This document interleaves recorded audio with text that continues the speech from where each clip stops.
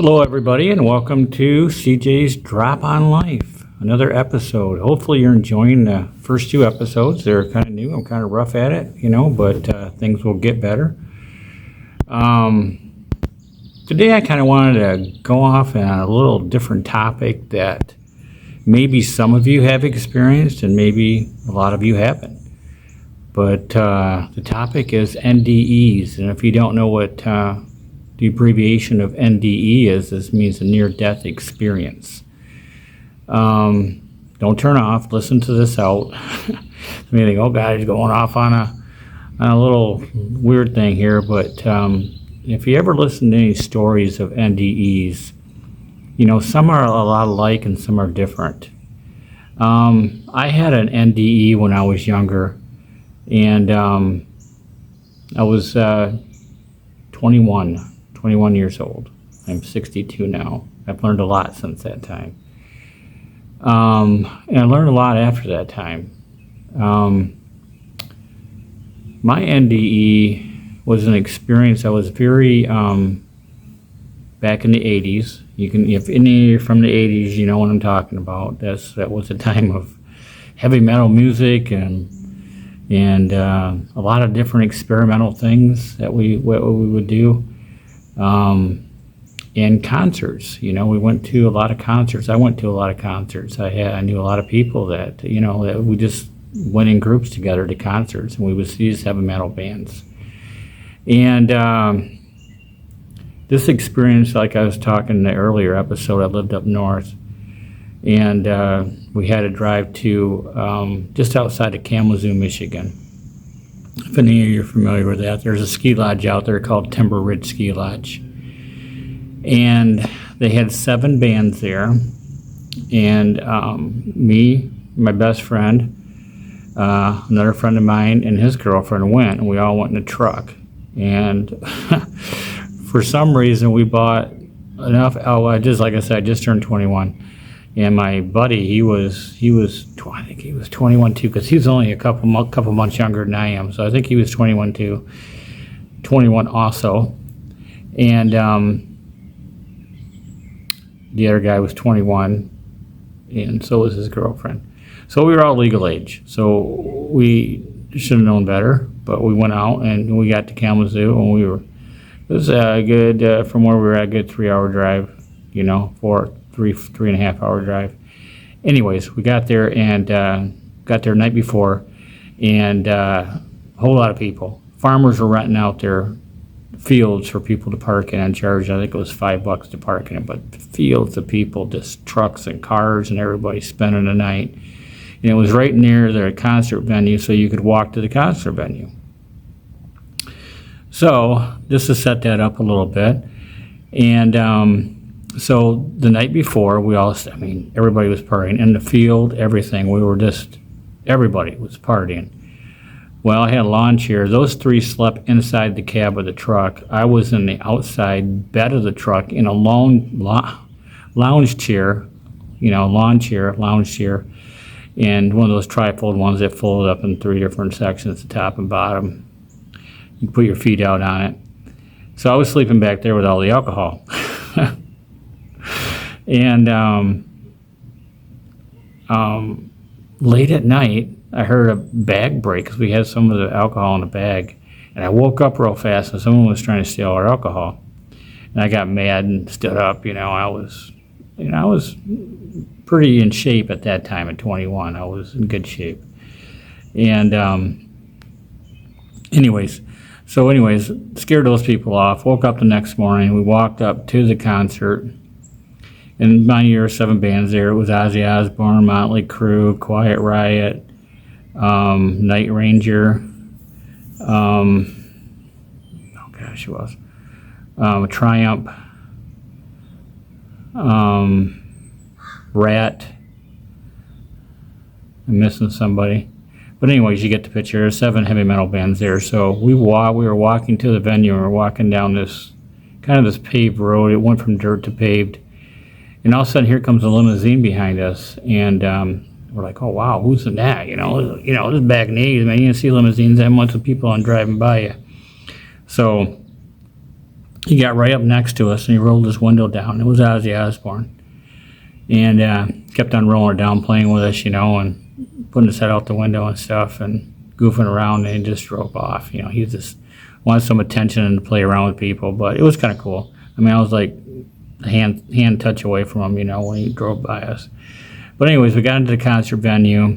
Everything was going good. We were drinking, everything else. And when I say I was 21 and reckless and abusive to my body, I mean that, because what happened was I got separated from the people I was with, and for some reason, I don't know how that happened, but this is at a ski lodge. It was like a mini Woodstock concert. And we were up front, and we could look back, and we would see these hills going up and like this, and just going full of people. And they came over the intercom and they said, "You're lucky you guys are here. 131, US 131 is backed up all the way to Grand Rapids." And that's 50 miles. So we're lucky we came the night before. So anyways, my NDE, what happened was I got lost from these people, and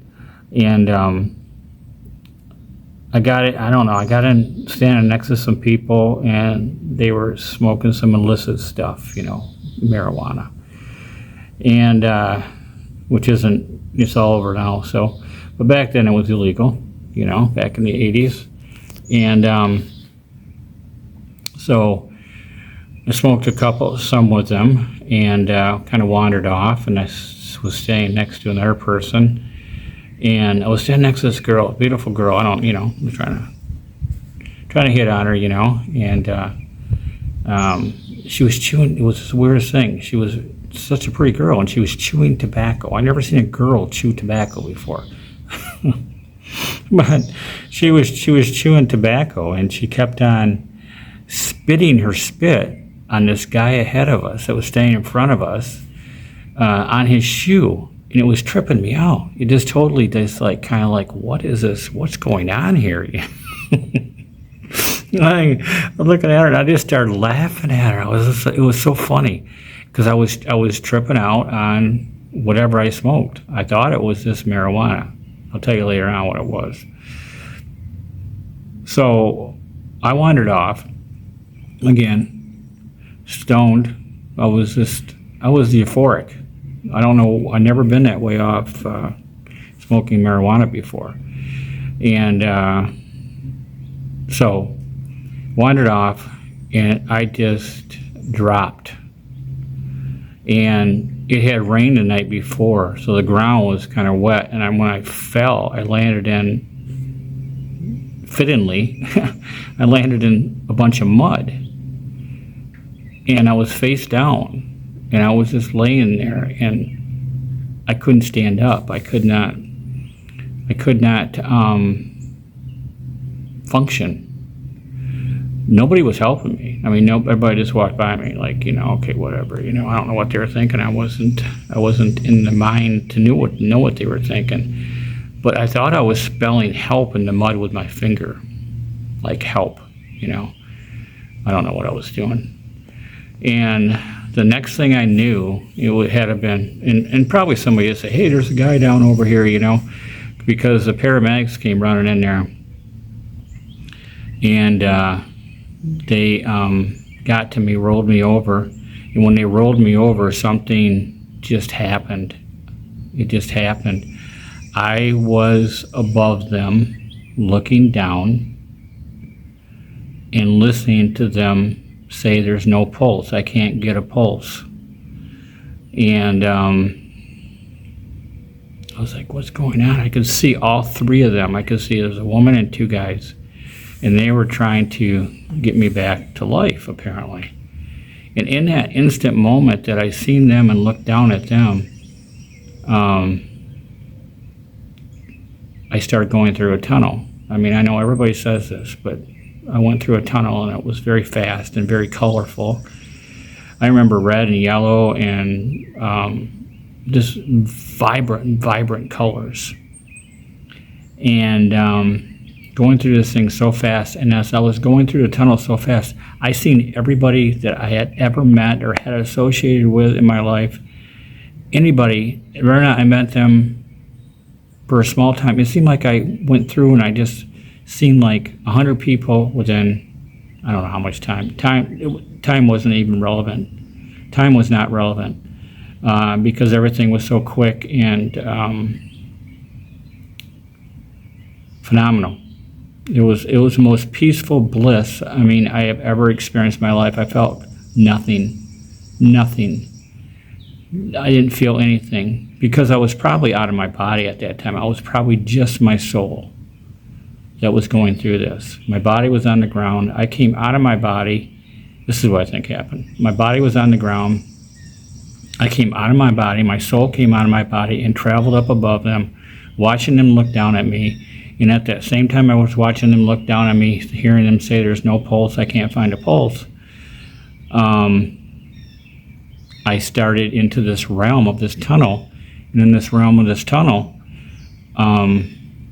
it was this total bliss. It was nothing that I can explain that even matches that I've ever been through in my life. Of course, I wasn't in my life when I went through this, so this is probably what it was. And like I said, I've seen everybody I'd ever met in my life. And I was, some people I listen to NDEs, and because I've had them, so I do listen to them to see what other people talk about and what they experienced. And I hear a lot of people, talk that they were asked if they want to go back or stay. I never made it to that point. I never made it to a point to where I met Jesus or, I seen God or I seen an angel, anything. It was just, I went through this tunnel and I seen everybody. It was like a lesson. Like you don't quit doing what you're doing. This is what's going to happen, And to me, I would have rather stayed there. I mean, I didn't make it all the way, but I would have liked to went a little farther and seen what would have happened. But I didn't. And the next thing I knew, I was there going through the tunnel, seeing everybody I knew, and bam, just out of nowhere, I was back in my body. I was lying in a recovery tent, because this was an outdoor concert. Like I was saying, we were at a ski lodge. So I was at a recovery tent, laying there, and I woke up, and they said, "Are you okay? Are you okay?" And I said, "Yeah, I think so." And then I remember passing back out again. And then I woke up again because I was in Kalamazoo and I was separated from my friends. They had no idea where I was at. And I woke up at my aunt's house in Kalamazoo because a lot of my relatives live in Kalamazoo. I was born in Kalamazoo and I have a lot of family there. And apparently somehow they got it to where they got my information, and they actually called my mom and dad from up north, and they drove to my aunt's house, and I woke up in a bed there with like about 10 people around me, and I had no idea what happened. And I really didn't speak about it right away because I just was kind of trying to get back into focus and what went on and what the heck happened, because I remember when I went on, I was like 3 bands into the concert and Night Ranger was playing. I do remember this. Night Ranger was playing. They were playing the song Sister Christian. And that's all I could hear was Sister Christian, and that's all I could hear. And so I remember that part of it. And I remember going through everything I went through. Everything was very vivid of what I went through. And so I never talked about it. I kept to myself about it because I thought people were going to think I went through some crap. But then I found out later on the toxic report, or whatever they call it, toxicity report, that marijuana that I smoked had PCP mixed in with it. At least that's what they said. I don't know how true that is. I don't know. But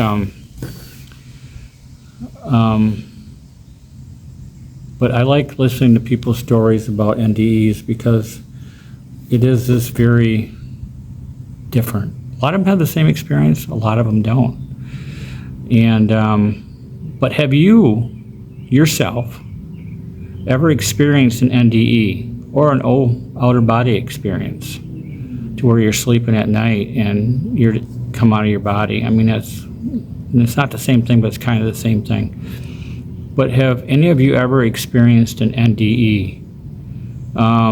Like I just told you, I had, and it makes you not afraid of death anymore because you kind of know where you're going, maybe, you know, I mean, if you keep on a straight and narrow. I tried doing things differently. I didn't smoke pot after that. I didn't do any drugs. I did drink a little bit.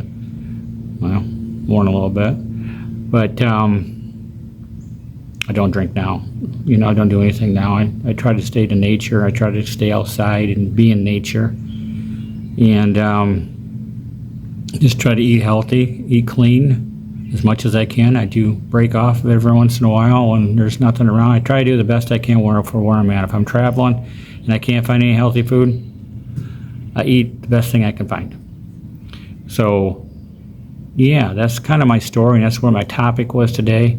Please let me know in the comments below, because I'm really curious about this, and I'd love to hear your story. I'd love to hear if you had one. Put down yes. Put down a brief description about what happened to you. Because, you know, it's hard to talk about with people when you first go through it, because you're not really realizing what really happened. But I'd like to hear your story. Okay, I took enough of your time for a day. Thank you for watching, and please, like I said, comment below. Have a great day. Bye-bye.